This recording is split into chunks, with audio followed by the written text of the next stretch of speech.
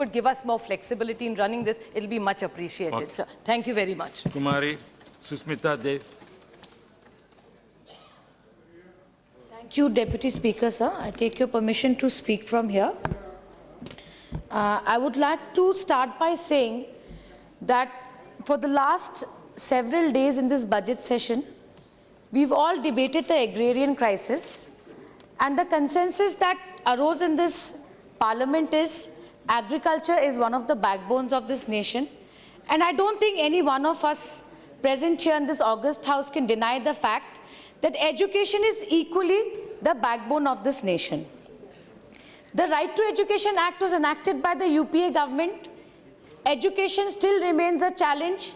Despite that landmark legislation, Government of India and the various state governments have to work towards making education a right, a ground reality.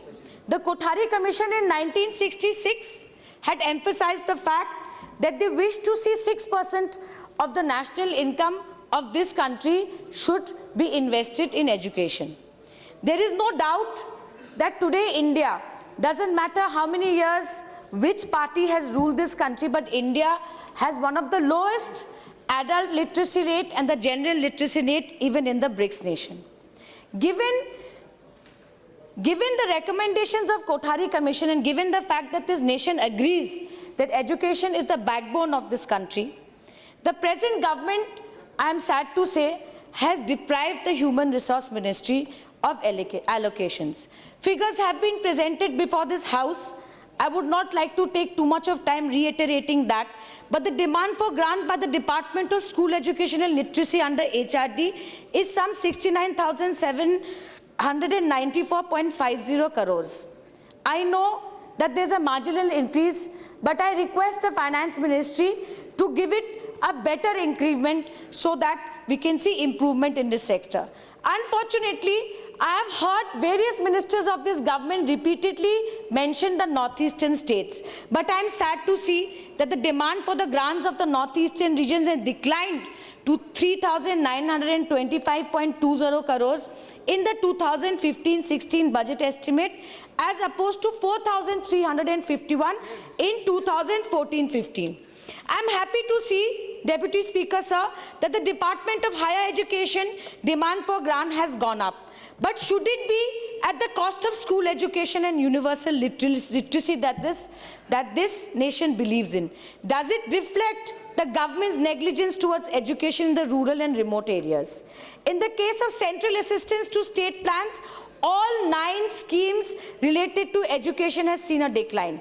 Midday meal and Sarva Shiksha Abhiyan has seen a decline of 9,566.31 crores from the 14-15 budget estimate. Madam, I would like to ask the Honorable Minister that my understanding of the midday meal scheme was to incentivize children to get into the main streamline education. So by reducing the allocation of midday meal, today are we encouraging greater dropout rates in the education system? Today the RMSA has seen a decline of 29%, today 48% lower allocation in the Rashtriya Uच्च Shiksha Abhiyan. Allocation of technical education has been reduced by 2% is my understanding. Today we don't mind that the UPS teacher education scheme has been rehashed and renamed as the Madan Mohan Malviya Teachers Training Program. 500 crores has been allocated by this government, but may I take the liberty to point out that the UPA government in 2012-13 released 395 crores to states and union territories for the program, and in addition, proposals with aggregate investment of 692 crores. Today, while I was preparing for this speech, many of my learned colleagues... Now 3:30, we have to take this private members' bill. If you want to finish 1 or 2 minutes, you can take. Otherwise, if you want to continue, Monday you can continue, whichever you want. 2 or 3 minutes you take, please try. Thank you, Deputy Speaker, sir. As I was preparing for this speech, many of my learned colleagues in the House pointed out that several central universities do not have vice-chancellors. Those posts are lying vacant. So I request you to look into that matter. And something I would like to say with a lot of emotions and a personal request, that today average school fee for a special child in Vasant Valley School or the Goenka School is beyond the reach of an average man. Can this government make a special effort to make schools or sections in government school for special children? Because it is a huge challenge. It is a huge challenge in this country. And if, madam, already this provision is there, let it go to smaller towns. Let it go to remote areas so those children there do not get deprived. Madam, I remember in the first session, when you stood up to answer a question, I was one of the first women parliamentarians who across party lines supported you as a minister.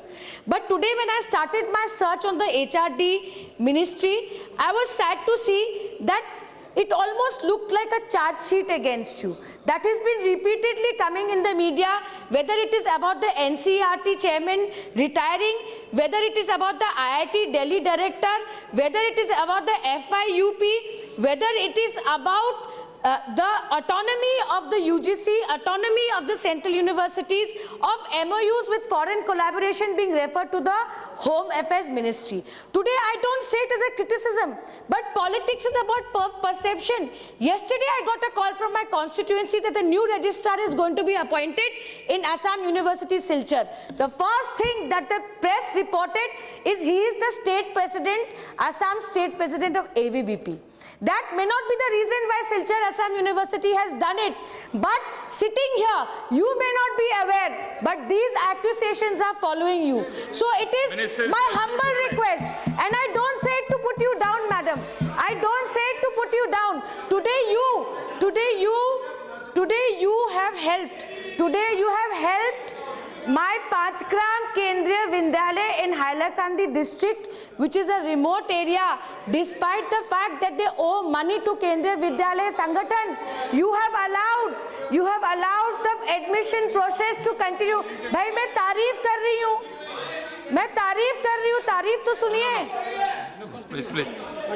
That I thank this minister that today, despite the fact, Deputy Speaker sir, despite the fact that the Kendriya Vidyalaya in a remote area could not pay their dues to their ministry, she decided to continue the admission of young children in a Kendriya Vidyalaya in remote area. So I express my faith in you, and I want you to tell this nation that there is no saffronization. It is not good enough to go on a prime time talk show. You have to say it in the floor of this parliament that you take responsibility that this education system will not be a victim of saffronization. Thank you, Deputy Speaker. Private members bill, we are taking resolution.